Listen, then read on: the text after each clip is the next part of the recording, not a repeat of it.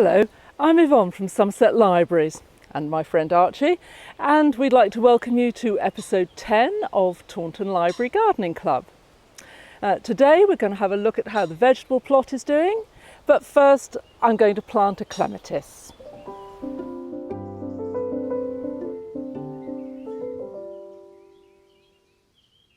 This is the clematis I'm going to plant, and I'm going to plant it here so it climbs up this rambling rose.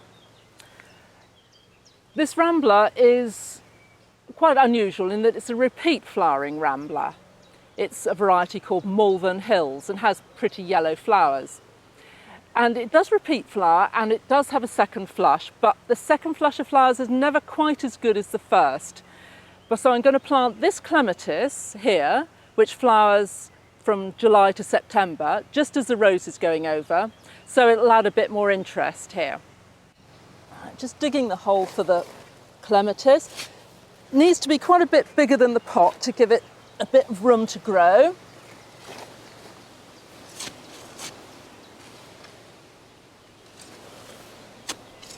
And it needs to be planted deeper than the pot it's in at the moment, so then more shoots grow from ground level. Well, the hole's done, and now I'm going to put some organic matter in the bottom. This is leaf mould that I made from last year's fallen leaves, and it looks like it's really good stuff. A few sticks in it, but I'll get those out. Now I'm forking it in a bit to the bottom of the hole. Well, the hole's ready and I'm just going to plant it. Take it out of the pot. See, just going to tease the roots out a bit so they go outwards in the hole rather than round and round. Quite gently though. And then put it in its hole.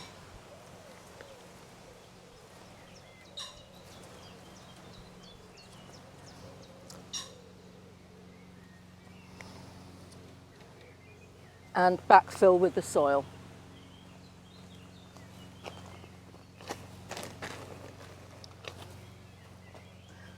I've leant the clematis against the trellis where it's going to grow up, so it doesn't have far to go, and I'll tie it in a moment. As you can see, I'm planting it a bit deeper than it was in the pot, and that will encourage more shoots to come up from ground level. This is a variety called Étoile Violette, and it's a Viticella clematis, and Viticellas flower late in the season, and that means they're an ideal partner for things like climbing roses because of the way you prune them.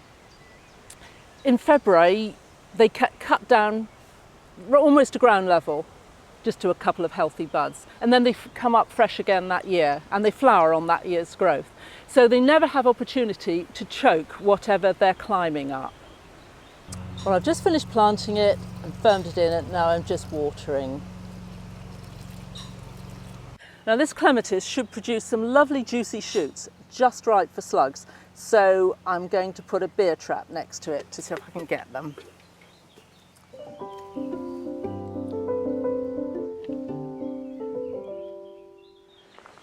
These are the kale plants I planted last week, and now I'm just putting the net over for them to protect them from pigeons and cabbage white butterflies, because they're both a real pest for any sort of cabbages.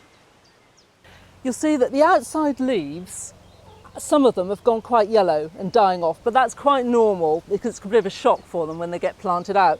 But the important bit is the new growth in the middle there, and that's all doing well.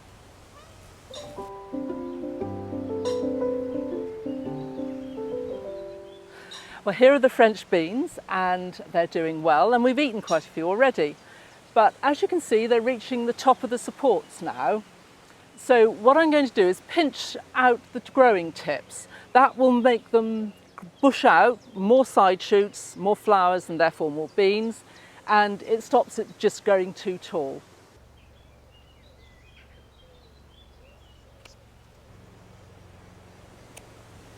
The cucumbers too will need pinching out, again for the same reason, to make more side shoots and therefore more fruit, but I think I'll leave those for a week or so to grow up a bit.